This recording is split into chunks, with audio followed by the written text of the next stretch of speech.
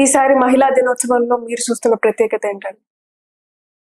ప్రతి సంవత్సరం కూడా ఇంటర్నేషనల్ గా కూడా ఒక థీమ్ తో వాళ్ళు రావడం జరుగుతుంది. ఈ సంవత్సరం గ్లోబలీ థీమ్ ఏంటంటే రైట్స్, ఈక్వాలిటీ, ఎంపవర్మెంట్ అన్నారు. So it's rights and equality and empowerment. కానీ మీరు చూస్తే మన దృక్పథంలో రైట్స్, ఈక్వాలిటీ నేను ఒకటే అంటుంటాను.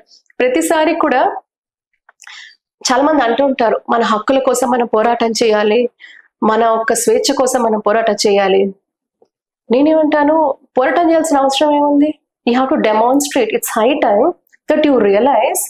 ఇప్పుడు అంటారు కదా, ఆకాశంలో సగం ఇక్కడ సగం అని. అది చెప్పడమేనా, లేకపోతే అది ఏమైనా ఆచరణలో ఉంటుందా?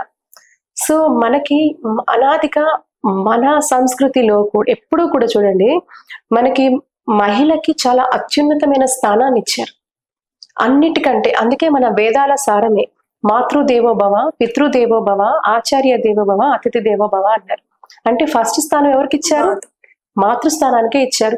అంటే దీన్ని బట్టి మనకు అర్థం కావాల్సింది ఏంటంటే, ఒక మహిళకి ఇచ్చే గౌరవం ఎట్లాంటిది అనేది. సో కాలక్రమేణా చాలా వరకు కూడా మీరు హిస్టరీ చూస్తే, చరిత్రలో చాలా వరకు కూడా ఒక నెగటివ్ నరేటివ్ స్ప్రెడ్ అవుతున్నా మనం చూస్తున్నాం. అనేక సందర్భాలలో ఈ మధ్యకాలంలో కూడా నేను కొన్ని కాలేజెస్, స్కూల్స్ కి వెళ్ళి కూడా భారతదేశంలో స్త్రీ పాత్ర ఎలా ఉంటుంది అని మాట్లాడితే, భారతీయత, అక్కడున్న మహిళా శక్తి గురించి మాట్లాడితే చాలా నెగటివ్ నెరేటివ్స్ అన్ని కూడా వాళ్ళ మైండ్ లో కూర్చున్నాయి. ఏంటి అంటే, మహిళని ఒక సెకండ్ ఎటర్ సిటిజన్ గా చూస్తారు, ఇలా చూస్తారు. సో ఇక్కడ ఏంటంటే చూస్తారు, మరి నాకు చూడట్లేదే. It's all depends upon you how you look at it. అంటే మీరు చూస్తున్న కోణం బట్టి అర్థం అవుతుంది. అది ఎవరు మార్చాలి? ఈ రోజు భారతదేశంలోనే మనం మన దేశం గురించి మాట్లాడుకుందాం కాసేపు. భారతదేశంలో 50% మహిళలు ఉన్నారు. అంటే 50% మహిళలు ఉన్నారు. సో 50% మహిళలు తలుచుకుంటే దేశంలో ఎటువంటి చరిత్రమైనా they can rewrite the history. ఆ శక్తి మహిళలు గుర్తించాలి ఫస్ట్. అంటే మేము తలుచుకుంటే మాకు హక్కులు ఇవ్వండి, మమ్మల్ని కాపాడండి, మాకు ఇది ఇవ్వండి అనే ధోరణి అక్కర్లా. ఎప్పుడైతే మీ పొటెన్షియల్ మీరు తెలుసుకుంటారో అప్పుడు అన్ని సుసాధ్యాలే.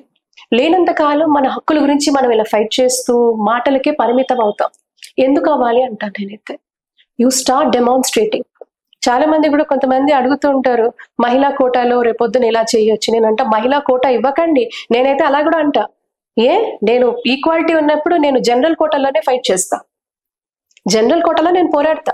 నాకు ఆ సత్తా, సామర్థ్యం ఉంది. ఎప్పుడైతే అది కాన్ఫిడెన్స్ అండి, ఎప్పుడైతే మీ మీద మీకు ఆ పరిపూర్ణమైన నమ్మకం, విశ్వాసం ఉంటాయో అన్ని సుసాధ్యాలే అంటాను నేను. అది తెలుసుకోవడంలోనే లోపం ఉంది ఈరోజు మహిళలు. కాబట్టి ఈరోజు మహిళలు దేనికి కూడా మనం ప్రాధాన్యపడుతూ నాకు ఇది ఇవ్వు అరే అన్ని నీదే, మీరు తెలుసుకోవడంలోనే ఆలస్యం ఉంది. కాబట్టి మనం రైట్స్, ఈక్వాలిటీ, ఎంపవర్మెంట్ ఈ మూడు కూడా ఎప్పుడు వస్తాయి? మీకు మీరుగా తెలుసుకున్నప్పుడు, మీకు మీరుగా కాన్ఫిడెంట్ గా నిల్చున్నప్పుడు. Yes, I'm equally capable and then demonstrate. So ఇది జరగాలి. ఇక్కడ మారాలి. మార్పు ఇక్కడ రావాలి, యాక్షన్ లో రావాలి, వర్డ్స్ లో కాదు. మాటలు అందరం చెప్పుకుంటా పెద్ద పెద్ద వర్డ్స్ అనేది. సో కాబట్టి అక్కడి నుంచి మార్పు రావాలి. అది వస్తుందని నేను ఆశిస్తున్నా. ఇప్పటికైనా ఆ నూతన చైతన్యంతో, అవగాహనతో, నమ్మకంతో, విశ్వాసంతో పరిపూర్ణంగా మహిళ తనను తాను నమ్మినాడు, ఇవన్నీ సుసాధ్యాలే. అప్పుడు పేపర్లకో మాటలకో పరిమితం అవ్వం, చేతలకు పరిమితం అయితే. కాబట్టి ఒక దేశ చరిత్ర మార్చాలన్నా క్షేత్రస్థాయి నుంచి పై స్థాయి వరకు మహిళ తనకు నమ్మకం ఉన్ననాడు ఇవన్నీ జరుగుతాయి. అంతే కదా. ఈ రోజు మహిళా ప్రాధాన్యత, ఇప్పుడు మీరు ఈవెన్ మామూలుగా చూడండి, ఎలక్షన్లు వచ్చేటప్పుడు కూడా మహిళకు సంబంధించి ఎటువంటి వాళ్ళ దాంట్లో ఉండవు, వాళ్ళ మ్యాండేట్ లో ఉండవు, సో అజెండాలో ఉండవు. ఎందుకు ఉండవు? మహిళే కదా. సో ఎప్పుడైతే మహిళ ఓట్లు ఉంటాయి, మహిళలు వస్తారు ముందుకి అనే ఒక భయం ఉంటుందో అప్పుడు తప్పకుండా అందరూ మహిళలకు కావాల్సింది చేస్తారు. సో అది ఎప్పుడు జరుగుతుంది? When she's proactive.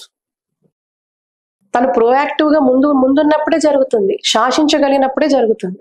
శాసించడం అంటే నెగటివ్ కోణంలో కాదు, తనను ప్రాపర్ గా తనను ప్రొజెక్ట్ చేసుకోవడం, సమాజంలో తన పాత్ర గురించి, తన గురించి హోలిస్టిక్ గా ప్రొజెక్ట్ అవడం. ఇది జరిగినప్పుడు తప్పకుండా జరుగుతుంది. సో ఈ యాటిట్యూడ్ ఉంటే, ఒక పాజిటివ్ యాటిట్యూడ్ తో ఉంటే ఖచ్చితంగా కూడా మనము ఎక్కడ అడగక్కర్లా, మనం సంపాదించుకోవాలి, అది మనం దక్కించుకోవాలి. సో అది only it can happen with your confidence. So అదే నేను చెప్పేది. మహిళా సాధికారిత ఎట్లా సాధ్యమవుతుంది? మహిళా సాధికారత అనేది నేనేమంటానంటే, ఆల్రెడీ భారతదేశంలో వీఆర్ ఎంపవర్డ్ సొసైటీ. మీరు ప్రీ వేదిక్ టైమ్స్ నుంచి తీసుకుంటే కూడా అప్పట్లో వేదాలు దగ్గర నుంచి అప్పుడున్న మహిళా మాతృమూర్తులు నిష్ణాతులు వాళ్ళు. అందుకే మీరు చరిత్ర పుటమిలోకి ఒక్కసారి తొంగి చూస్తే అనేక సందర్భాలు అనేక మంది మహిళలు వాళ్ళ ఒక నాలెడ్జ్, విజ్డమ్ అన్ని కూడా వాళ్ళు ప్రొజెక్ట్ చేయడం జరిగింది. నేను మీతో ఇందాక అన్నట్టుగా ఒక నెగటివ్ నరేటివ్ ఏదైతే వాళ్ళు నాటేశారో, భారతదేశంలో we have empowered women leadership. ఇప్పుడు కాదు, అనాదిగా. ఇప్పుడేదో మనం కొత్తగా మాట్లాడకర్లా. ఒక్కసారి చరిత్ర పుటమిలోకి వెళ్ళి ఎంతమంది నారీ శక్తులు వాళ్ళు అద్భుతంగా కూడా వాళ్ళ ఒక డైనమిజం, లీడర్షిప్, నాలెడ్జ్, విజ్డమ్ వాళ్ళు ప్రొజెక్ట్ చేశారు. ఒక్కసారి ప్రతి ఆడపిల్ల, ప్రతి ఆడవాళ్ళు చదవాల్సిన అవసరం ఉంది. అప్పుడే కాదు, ఈవెన్ అప్పటి నుంచి ఇంతకు మీద చెప్పినట్టుగా ప్రీ వేదిక్ టైమ్స్ తీసుకున్నప్పటి నుంచి కూడా లోపముద్ర, మొల్ల ఇలా చెప్పుకుంటూ పోతే బోల్డ్ మంది మహిళలు ఉన్నారండి. చదవాలిగా మనం.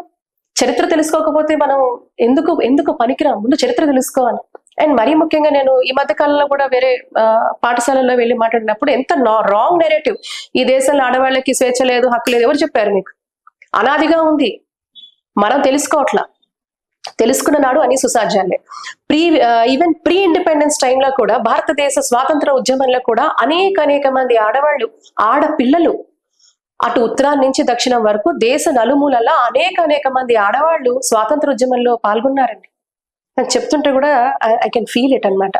తర్వాత ఆ రోజుల రాణులు చంటి బిడ్డలను కూడా నడుముకు కట్టుకొని వీరోచితంగా పోరాటం చేసిన చరిత్ర ఈ భారతదేశంలో ఉంది.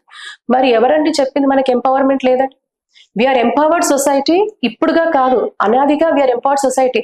మహిళకి మీరు చెప్పండి, ప్రపంచం అంతా తీసుకుంటే ఒక ఎత్తు, భారతదేశంలోని ఎంపవర్డ్ ఉమెన్ అనేది మనం చాలా మందిని మనం సగర్వంగా చూపించే మహిళలు బోల్డ్ మంది ఉన్నారు. వాళ్ళందరూ మనకు ఆదర్శం కాదంటారా? మనకొచ్చి ఇంకేదో మనం ఎందుకు ఎదురు చూస్తున్నాం?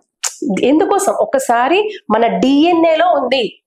మన డిఎన్ఏలో, ఈ దేశ ఆడవాళ్ళ డిఎన్ఏలో ఉంది, మగవాళ్ళ డిఎన్ఏలో ఉంది, ప్రతి భారతీయుల్లో ఉంది మన డిఎన్ఏలో. అంతటి గొప్ప చరిత్ర మనకుంది, సంస్కృతి మనకుంది, దేశభక్తి మనకుంది. ఇది సరిపోదా టు బి ఎంపవర్డ్? సో అది ఒక్కసారి చదివితే ప్రతి ఒక్కళ్ళకి కూడా ఆ రిజ్యువినేషన్ అవుతుంది ఆటోమేటిక్ గా. మనమే అప్పుడు వస్తుంది స్ఫూర్తి. ఈ స్ఫూర్తి గాథలు చదివినాడే మనకి ఎంపవర్మెంట్ అనేది అంత ఆ రోజు వాళ్ళే అంతలాగా ఉన్నప్పుడు మనం ఈ టెక్నాలజీ యుగంలో మనం ఇంకేం చేయొచ్చు? అంతే కదా. కాబట్టి అనేక మంది దక్షిణాది రాష్ట్రాల్లో కానివ్వండి, ఉత్తరాది రాష్ట్రాల్లో కానివ్వండి, ఉత్తర ఈశాన్య రాష్ట్రాల్లో కానివ్వండి, ఒక 11-12 ఏళ్ల అమ్మాయి, చిన్న పాప, ఆ రోజు బ్రిటిష్ వాళ్ళ చేతుల్లో దారుణంగా కూడా కాల్చి చంపబడింది అస్సాంలో. నేను చెప్తుంది ఉత్తర ఈశాన్య రాష్ట్రాల్లో. ఎందుకంటే అమ్మాయి మరి 12-13 ఏళ్ళు ఉంటాయి ఎగ్జాక్ట్ గా. భారతదేశ జెండా గురించి, జెండా పట్టుకున్నందుకు, భారతదేశ జెండా జస్ట్ బిఫోర్ ప్రీ ఇండిపెండెన్స్ జెండా పట్టుకున్నందుకు ఆ అమ్మాయిని అందరి ముందు కాల్చి చంపేశారు. చచ్చిపోతానని తెలిసి కూడా ఆ పాప, మన పాపే అంటాంగా 12-13 ఏళ్ళ అమ్మాయిని, కానీ అంటే నరాల్లో కూడా, ఆడపిల్లలలో కూడా ఆ సాహసం, ఆ ధైర్యం, ఆ దేశభక్తి ఉంది. ఈ రోజు మనకి కావాల్సింది, మనలో నిండాల్సింది ఆ ధర్మనిరతి, ఆ దేశభక్తి. అది ఉన్న నాడు వీఆర్ ఎంపవర్డ్. ఆడపిల్లలైనా మగవాళ్ళే. ఆడవాళ్ళకి సపరేట్ గా ఎంపవర్మెంట్ ఏంటి? దేశభక్తి ఉన్ననాడే మనకు ఆ ఎంపవర్మెంట్ వస్తుంది. మనం ఏం చేయాలో మన ఒక డ్యూటీ మనకు గుర్తొస్తుంది, ఒక responsible citizen of this nation.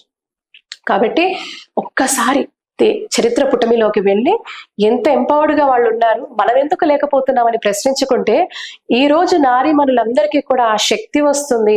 తద్వారా వాళ్ళు ఆ మాతృశక్తులుగా, ఆ నారీ శక్తులుగా, దేశం గర్వించే ముద్దు బిడ్డలుగా వాళ్ళు ఈ దేశంలో ఉంటారు.